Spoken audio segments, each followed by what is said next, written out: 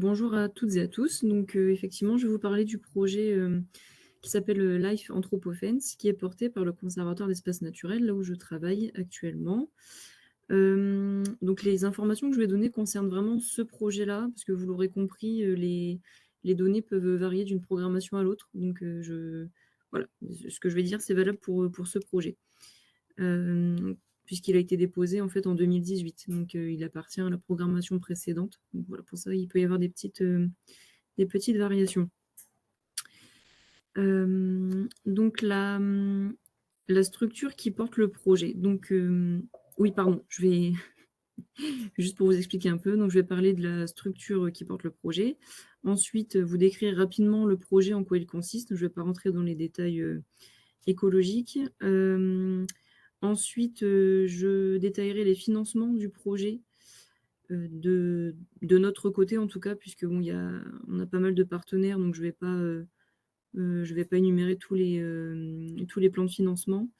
Et puis ensuite, je parlerai plus spécifiquement en fait du financement LIFE pour ce projet et pour la structure.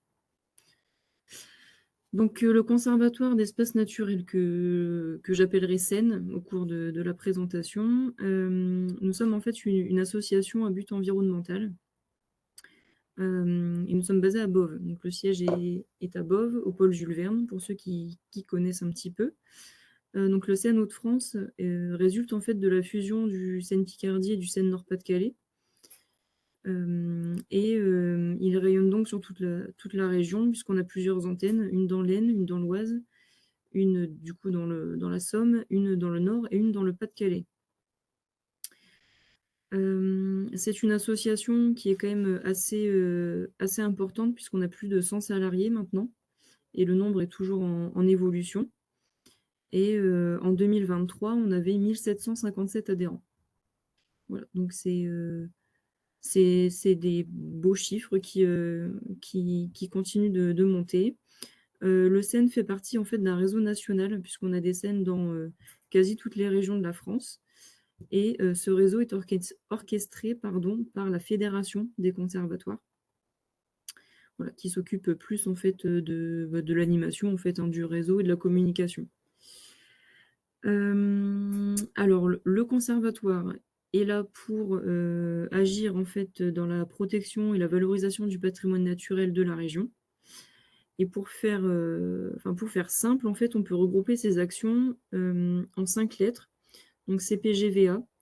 Donc le C, c'est pour connaître, puisqu'en effet, il y a beaucoup d'études scientifiques en fait qui sont menées au sein du conservatoire. On a toute une équipe en fait scientifique dédiée à ça. Le P, c'est pour protéger, puisque le but du conservatoire est de maîtriser foncièrement des sites naturels, ou de les maîtriser avec des baux les plus longs possibles en fait. Le G pour gérer, puisque on mène en fait des actions de gestion écologique sur les sites, donc qui peuvent être de nature très variée, hein, comme du pâturage, de la fauche, enfin, voilà, beaucoup de choses. Le V, c'est pour valoriser, puisque on a beaucoup d'animations, animation nature, chantier nature, des rencontres, etc. Et des publications aussi pour partager un peu toutes les actions que l'on fait. Et le A, pour accompagner, puisque nous sommes amenés en fait à apporter de l'expertise en fait à des partenaires ou des particuliers qui voudraient en savoir un peu plus sur comment gérer leur patrimoine naturel. Et on effectue aussi un appui aux politiques publiques, bien sûr. Donc juste pour quelques chiffres, nous intervenons sur près de 500 sites naturels dans la région, ce qui représente 16 800 hectares. Voilà, dans toute la région. Pour ma part, donc je suis chargée de projet financier au sein du conservatoire depuis à peu près 2 ans maintenant. Je m'occupe de ce projet LIFE à 60%. Et à côté, je m'occupe aussi des subventions relatives au département de la Somme. Et je m'occupe aussi des autres fonds européens en fait, que que l'on pourrait avoir ici aux Cévennes, notamment, par exemple, de l'Interreg ou du FEADER. Donc le projet, il a pour but, en fait, de restaurer 480 hectares de tourbières alcalines en Hauts-de-France et en Belgique. Donc alcaline, c'est l'inverse de acide. Voilà, en gros. Des tourbières, pour faire simple aussi, donc c'est des zones humides où l'on peut trouver de la tourbe, tout simplement. Sauf que ce sont des milieux qui sont actuellement en danger, donc d'où l'intérêt d'un tel projet.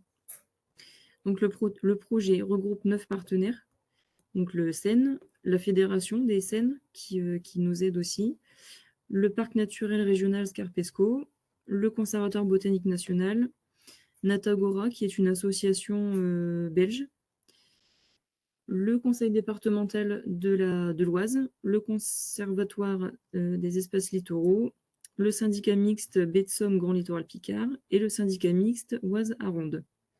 Voilà. Donc ça fait pas mal de partenaires pour un projet, d'autant qu'au début, il y avait même 2 scènes, puisqu'on était encore séparés en Picardie Nord-Pas-de-Calais quand le projet a été monté. Pour la durée du projet, donc il a commencé en novembre 2019. Je me suis trompée d'ailleurs sur la slide.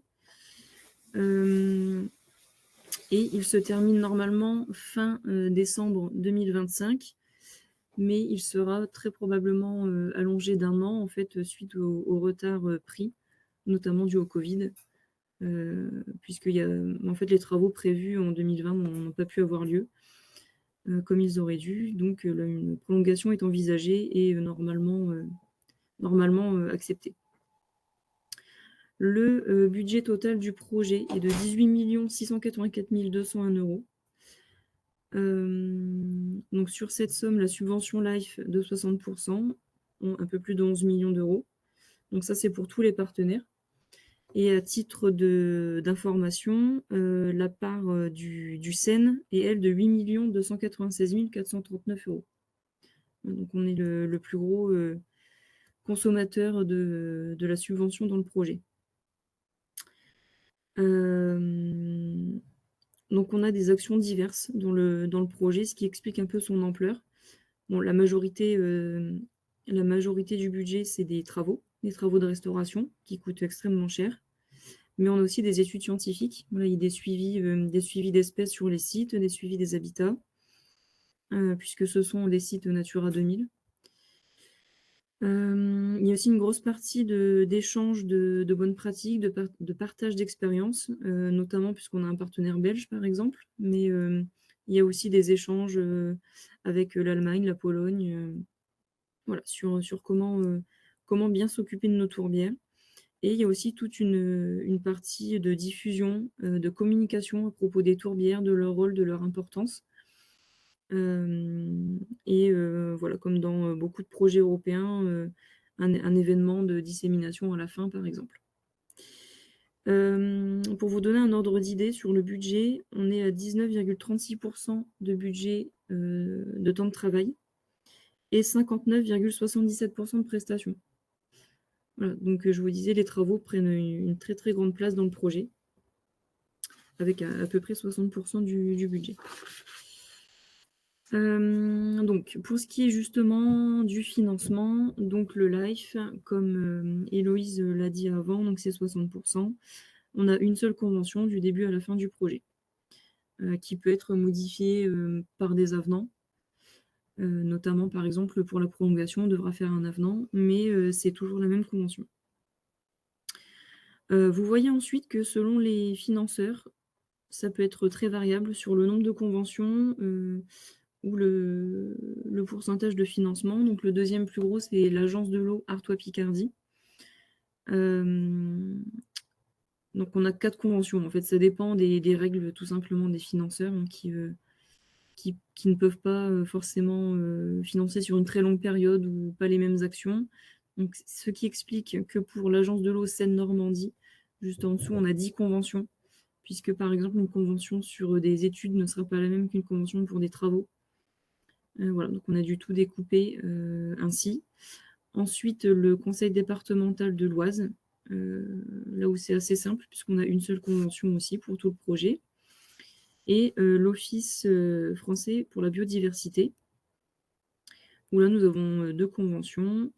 Et en fait, l'OFB, a un petit pourcentage mais en fait, il finance toutes les actions de communication notamment. Voilà. Donc sur le live ah oui d'ailleurs ce que je voulais dire, par rapport au financement, c'est que, on a eu une aide en fait de la région, justement avec le dispositif FRAP dont vous parliez juste avant. Et en fait, je me demandais s'il existait toujours. Donc vous avez répondu à ma question, mais j'avais demandé un peu, à la direction et effectivement, on a bénéficié de ce dispositif pour avoir des jours d'accompagnement par, Enviropéa.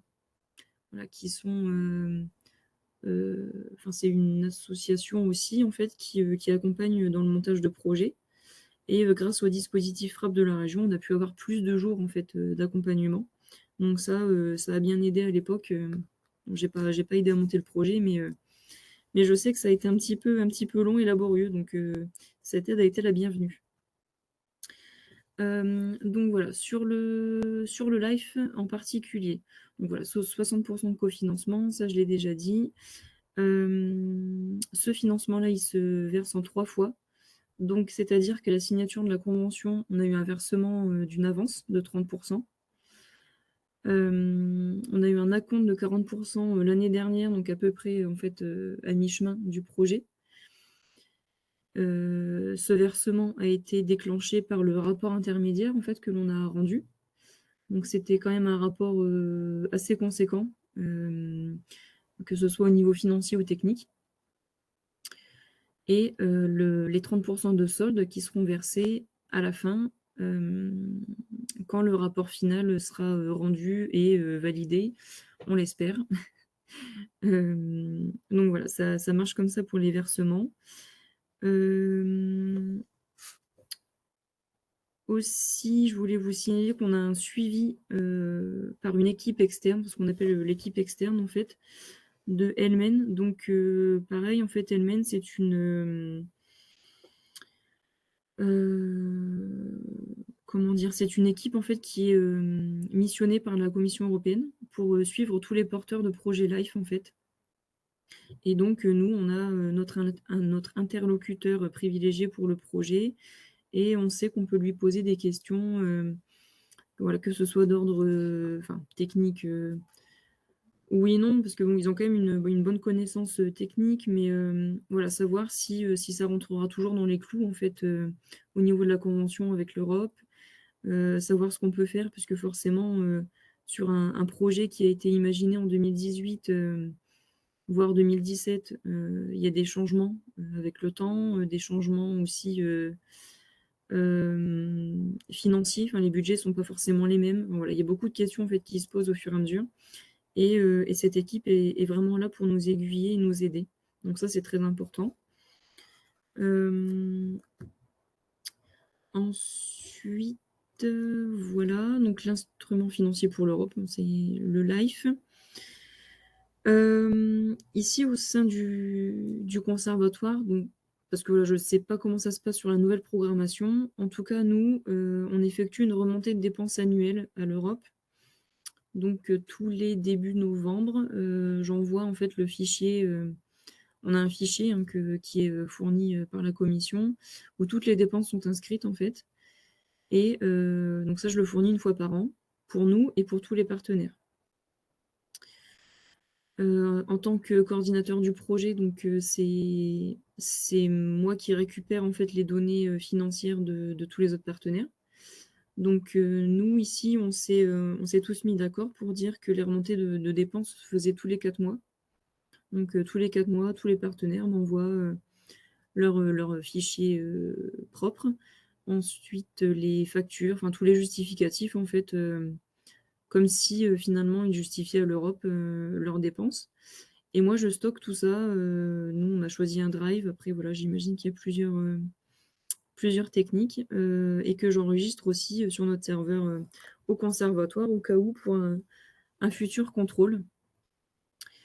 Et donc j'ai en charge de vérifier toutes les pièces des partenaires et de leur faire un retour s'il manque quelque chose ou voilà, juste des précisions, des fois à apporter puisqu'en fait, il faut toujours penser que, quand il y aura un contrôle, ce sera pas forcément nous en place et il y a des choses qui, nous paraissent évidentes, maintenant et qui seront, forcément beaucoup moins, si c'est des gens, enfin d'autres personnes qui reprennent le dossier ou même nous, hein, dans 5 ans, c'est pas évident de toujours se souvenir de pourquoi on a fait ci, pourquoi on a fait ça. Donc voilà, j'hésite pas à poser des questions, aux partenaires sur leurs justificatifs. Je pense que, comme dans beaucoup de projets européens, l'élément le plus compliqué, c'est, la déclaration du temps de travail. Sur le Live, il y a un système de timesheet, donc de feuilles de temps, où on doit, noter, tout le temps, passé sur les projets, les actions concernées, le temps total de travail et cetera et du coup, ces fiches-là, servent à valoriser, en fait, le salaire de la personne.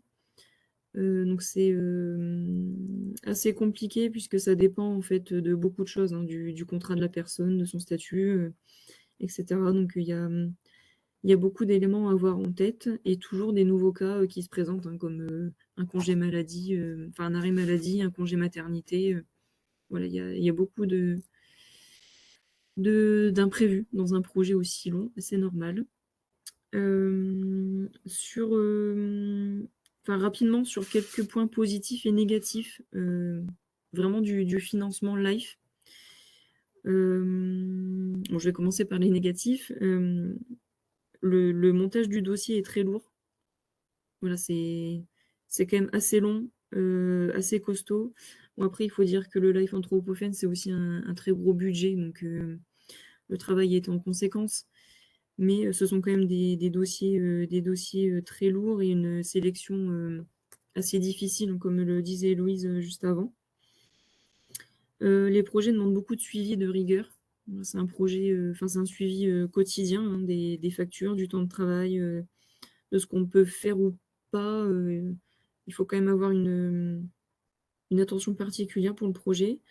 Moi, par exemple, je suis à 60 sur ce projet et honnêtement, ça pourrait être un 100. Je pense que je ne m'ennuierai pas quand même, notamment dû aux autres financements, en fait, sur le projet. Puisqu'il y a pas, il y a pas que le live. Hem, voilà, dans les points négatifs, je dirais, bah, en fait, les exigences, des fonds européens, mais qui sont, enfin voilà, c'est les règles du jeu et puis on les sait, enfin on les connaît avant de monter le projet et donc ça, c'est pas très grave, on s'y accommode. Ce qui nous perturbe un peu, nous, au niveau du live, c'est qu'on n'aura pas de contrôle avant la fin du projet, en fait. Puisque, avant, on avait une visite annuelle. Au début du projet, il y avait une visite annuelle, en fait, de l'équipe externe qui a été, arrêtée. En fait, ils ont changé de système. Donc maintenant, on a un suivi, toujours comme je vous disais, notre interlocuteur qui peut répondre à nos questions, mais qui ne se déplace plus sur place et donc ça, ce sera à la fin du projet. Donc voilà, c'est un peu dommage puisque, ça pourrait des fois permettre ben, d'être sûr qu'on voilà, qu'on ne fait pas de bêtises ou qu'on reste bien dans les clous, du programme. Et ensuite, dans les points positifs, je dirais que le programme est quand même assez flexible, étant donné son ampleur et